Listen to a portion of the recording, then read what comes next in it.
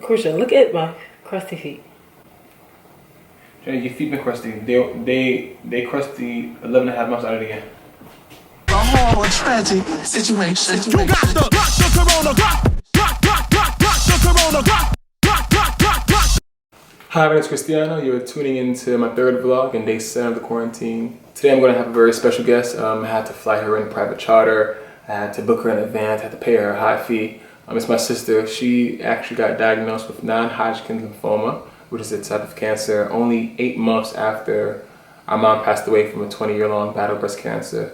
And what's special about her story is that she actually had a stem cell transplant therapy, which included a 4-week quarantine in a hospital, which she got basically a new immune system and whole new blood, and which was followed by a 12-week self-quarantine in her own home. So her story of quarantining and basically, self-isolation is one that is very unique. It's not like ours. She was doing it for her health, because for her, the entire world, the outside world, our normal world, for her was a pandemic. My name is Janelle Henderson. I am 30 years old. I have Hodgkin's lymphoma.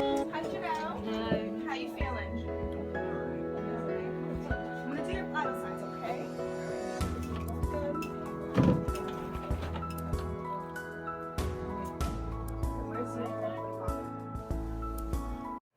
Hi, so this is my sister, Janelle, and she actually is here today because she has a very interesting story and history with quarantining. This is not something new for her. This is her second time. So can you tell the people why this is your second time quarantining? Well, in 2016, I had to undergo a stem cell transplant because I had stage 4 cancer. So how does this quarantine differ from the quarantine that you had to go through in all ways? It could be how the community was different, because now here we have the whole world going through the same thing. Mm-hmm. For you, it was just you and a few of the people that you could find in the hospital as you. So how is it different? Well, I think it's different because everybody has to go through it. So essentially for you, the entire outside world was a pandemic. Yes. Everything, like our normal world was a pandemic, like the regular cold, a simple infection, mm-hmm. Everything for you was a pandemic for that 4-month period. Yes. I had to go outside with a mask and gloves. Any and everybody was a danger. So how was that? Like what people... Oh my goodness, because y'all. I feel like people need to know the difference between the quarantine that you went through and the soft quarantine that we're going through now. We're just staying home in our rooms. We have Netflix. We can see our dogs and cats. We can go outside. Explain the difference between your quarantine. I think when you have everything stripped away from you is when you have to focus on what's important. Your faith. Because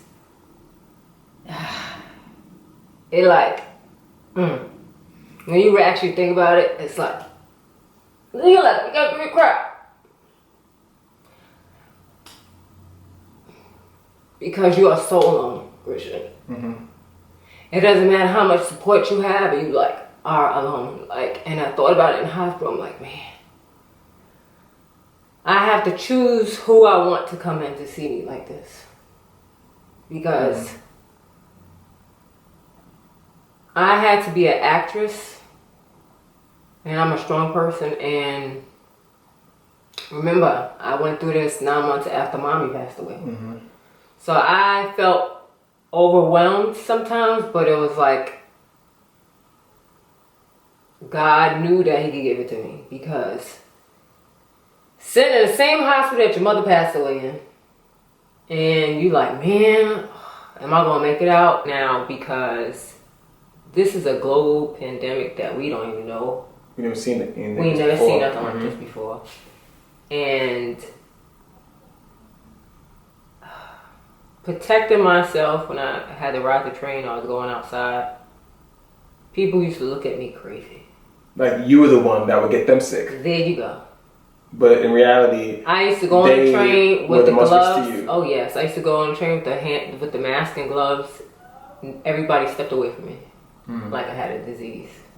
So what advice would you give to people now that are struggling with the quarantine, struggling what to do with their free time?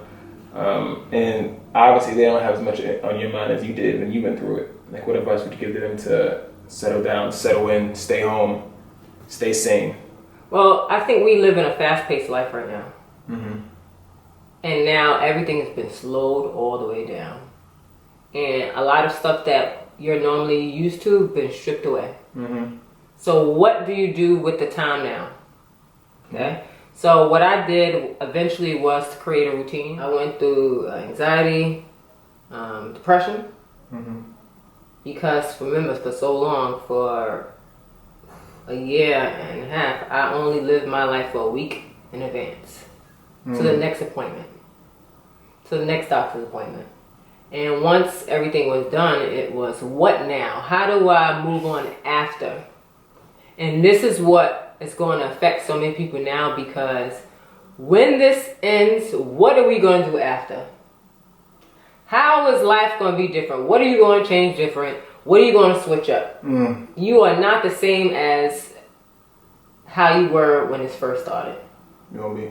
In good times, in this golden era, the last 10 years of Instagram was golden era, one like we've never seen before. People are so focused on getting followers, getting TikTok, getting fame, but I don't think that a lot of people are focused on building the community that they need to bring them through their full life. Like, having the community you need for a golden era and for this non-golden era is a lot different. It is. And if no one ever watched D-Nice, his last 3 nights of the live DJ, and he had 100K people in there, all type of people, everybody named Mother was in there. That right there was being resourceful. That was using your craft and your gift for something much better. Right. Now, what are we doing? A lot of times, this life beat you up, it beat you down. Okay, and you forget your purpose in life. And who's helping you get to that purpose? There you go. We just leave people on the outer end because they don't look good enough. They don't have enough followers. They don't. What can they do for me? Right. But at the end of the day, that person could have been the one to carry you through right now. But you pushed them away because in your golden era, they didn't seem good enough. Even too, you get so consumed with work. I gotta work. And there are so many talents, gifts that you have that you put on the back burner because you don't feel that it's necessary for your everyday life. Right. But the Lord said, let me show y'all something right quick. In a week. And I